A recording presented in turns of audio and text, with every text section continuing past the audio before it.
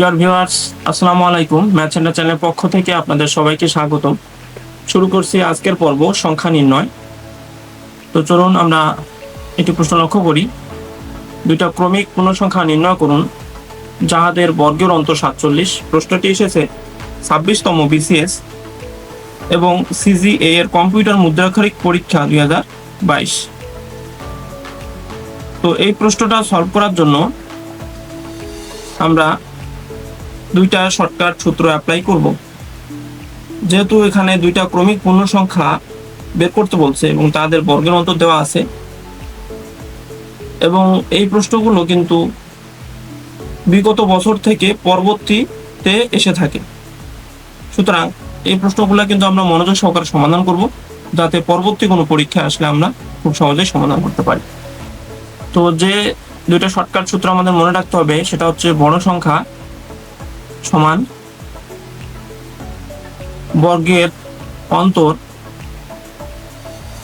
যেহেতু বর্গের অন্তর দেওয়া আছে সুতরাং বর্গের অন্তর যোগ 1 এবং ওই যোগফলকে আমরা 2 দ্বারা ভাগ দেব, তাহলে আমরা বড় সংখ্যাটা পেয়ে যাব। এবং ছোট সংখ্যাটা কিভাবে পাবো? ছোট সংখ্যাটা বড় সংখ্যা থেকে 1 বিয়োগ দেব, যেহেতু কি ক্রমিক পূর্ণ সংখ্যা অর্থাৎ 1 করে বাড়বে, অর্থাৎ বড়টা থেকে ছোটটা হবে 1 কম এবং ছোটটা থেকে বড়টা হবে 1 বেশি। তাহলে আমরা যদি ছোট সংখ্যা বের করতে চাই বড় সংখ্যার মাধ্যমে, তাহলে বড় সংখ্যা থেকে 1 বিয়োগ দিলে কি হচ্ছে? ছোট সংখ্যা পেয়ে যাচ্ছি। বড় সংখ্যা সমান বর্গের অন্তর কত? 47 যোগ 1 ভাগ 2। তাহলে 47 একে 48 ভাগ 2, তাহলে হচ্ছে 24। বড় সংখ্যাটা 24, তাহলে ছোট সংখ্যা কত হবে বলুন তো? অবশ্যই কত হবে? ছোট সংখ্যাটা বড় সংখ্যা থেকে 1 কম, যেহেতু কি ক্রমিক সংখ্যা, অবশ্যই অ্যান্সার হচ্ছে গ। আমরা অপর একটি প্রশ্ন লক্ষ্য করি। দুটো ক্রমিক সংখ্যার বর্গের অন্তর 199 হলে বড় সংখ্যাটি কত? প্রশ্নটি এসেছে 22তম বিসিএস এবং মাধ্যমিক ও উচ্চ মাধ্যমিক শিক্ষা অধিদপ্তরের উচ্চমান সহকারী 2021। তো আমরা এখানে কিন্তু বড় সংখ্যাটি চেয়েছে, ছোট সংখ্যাটি চাই নাই, তাহলে আমরা লিখবো বড় সংখ্যা সমান বর্গের অন্তর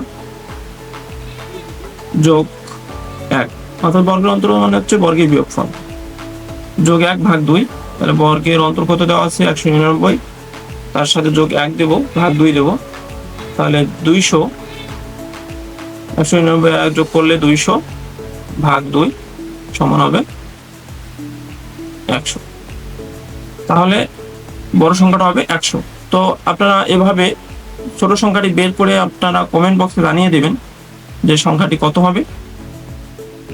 আর আপনারা যদি উপকৃত হন তাহলে ভিডিওটিতে একটা লাইক করবেন, কমেন্ট করবেন এবং চ্যানেলটিতে যারা নতুন তারা অবশ্যই চ্যানেলটি সাবস্ক্রাইব করবেন এবং আমাদের চ্যানেলের সাথে থাকবেন। দেখা হচ্ছে নতুন কোনো ভিডিওতে, ততদিন ভালো থাকবেন, সুস্থ থাকবেন। ধন্যবাদ সবাইকে।